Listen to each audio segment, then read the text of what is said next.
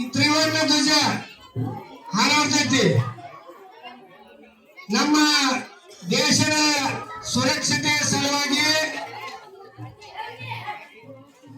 ಮಿಲಿಟರಿಯವರು ನಮ್ಮ ಇಡೀ ದೇಶದ ಸುತ್ತಮುತ್ತಲು ಪಹರೆಯನ್ನು ಕಾಯ್ತಾರೆ. ಇವತ್ತಿನ ದಿನ ನಮ್ಮ ದೇಶದಲ್ಲಿ ಏನಾದರೂ ಅಹಿತಕರ ಘಟನೆಯನ್ನು ನಮ್ಮ ವೈರಿ ರಾಷ್ಟ್ರದವರು ನಮ್ಮ ಮೇಲೆ ಏನಾದರೂ ಮಾಡಬಹುದು ಅನ್ನೋ ಉದ್ದೇಶದಿಂದ ನಮ್ಮೆಲ್ಲರೂ ಇಷ್ಟೆಲ್ಲ ನಾವು ಮಾತಾಡಕತ್ತೇವಲ್ಲ, ಅವರ ಯೋಧರ ಕಾರಣ ನಮಗ ಇಷ್ಟೆಲ್ಲ ಸುರಕ್ಷತೆಯಿಂದ ಇದ್ದೇವಪ್ಪ ಅಂದ್ರೆ ಯೋಧರು ನಮ್ಮನ್ನು ಬಹಳ ಅಚ್ಚುಕಟ್ಟಾಗಿ ತಮ್ಮ ಕರ್ತವ್ಯವನ್ನು ನಿರ್ವಹಿಸುತ್ತಾರೆ.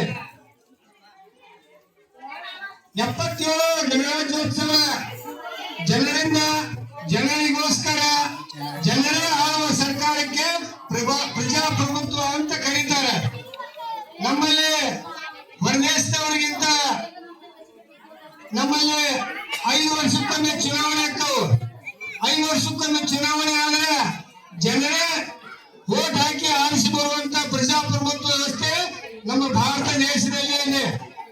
ನಮ್ಮ ಭಾರತ ದೇಶದಲ್ಲಿ ಬಹಳ ಸುಂದರವಾಗಿ ಪ್ರಜಾಪ್ರಭುತ್ವವನ್ನು ಜಾರಿಗೆ ತಂದಂತವರು 1950 ಜನವರಿ 26ರಂದು ನಮ್ಮ ಪ್ರಜಾಪ್ರಭುತ್ವ ರಚನೆ ಮಾಡಿದವರು B.R. ಅಂಬೇಡ್ಕರ್ ಅವರು. ಅವರೊಬ್ಬರೇ ರಚನೆ ಮಾಡಲಿಲ್ಲ. ನಿಮ್ ತಲೆಯಾಗಿರ್ಲಿ, ಇದು 10 ಮಂದಿ ಏನು 10 ಮಂದಿ ಕೂಡಿಕೊಂಡು ಈ ಸಂವಿಧಾನ ರಚನೆ ಮಾಡ್ಯಾರ. ಒಬ್ಬರೇ ಮಾಡೋದಿಲ್ಲ. ಮುಂದಾಳತ್ವ ಯಾರು ವಹಿಸ್ಯಾರ? ಅಂಬೇಡ್ಕರ್ ವಹಿಸ್ಯಾರ. ಅದಕ್ಕೆ ಅಂಬೇಡ್ಕರ್ ಅವರ ಹೆಸರು ಮುಂಚೂಣಿಯಲ್ಲಿದೆ. ಇಂದಿನ ಯುವಕರು ಈಗೇನ ನಮ್ಮ ಮಕ್ಕಳು ಈ ಪ್ರೋತ್ಸಾಹವನ್ನು ತೋರಿಸ್ತಾರ, ಇವರು ಮುಂದೆ ಏನೇನೋ ಆಗಬಹುದು. ಇಂದಿನ ಯುವಕರು ಮುಂದಿನ ಪ್ರಜೆಗಳು. ಆದ ಕಾರಣ ನಾ ಇಷ್ಟೇ ಹೇಳೋದು, ಈ ಶುಭ ಸಂದರ್ಭದಲ್ಲಿ ನಮ್ಮ ದೇಶ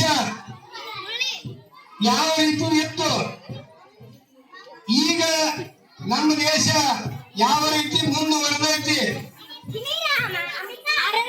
ನಾವು ಬೇರೆ ದೇಶಕ್ಕೆ ಹೋದ್ರೆ ನಮ್ಮನ್ನ ತಾತ್ಸಾರ ಭಾವನೆಯಿಂದ ಹೊರದೇಶದವ್ರು ನಮ್ಮನ್ನು ಓಡ್ತಿದ್ರು. ಭಾರತವ್ರು ಬಂದಾರಪ್ಪ ಅಂದ್ರೆ ತಿರಸ್ಕಾರ ಮಾಡ್ತಿದ್ರು ನಮಗೆ.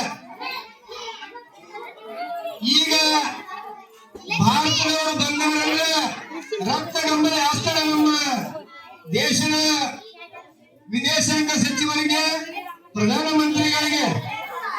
ಅವರು ಯಾವುದೇ ಪಕ್ಷದವರು ಇರಬಹುದು, ಆದ್ರೆ ನಮ್ಮ ದೇಶದ ಪ್ರಧಾನಮಂತ್ರಿಗಳು ನಮ್ಮ ದೇಶದ ಒಂದು ಹೆಮ್ಮೆ.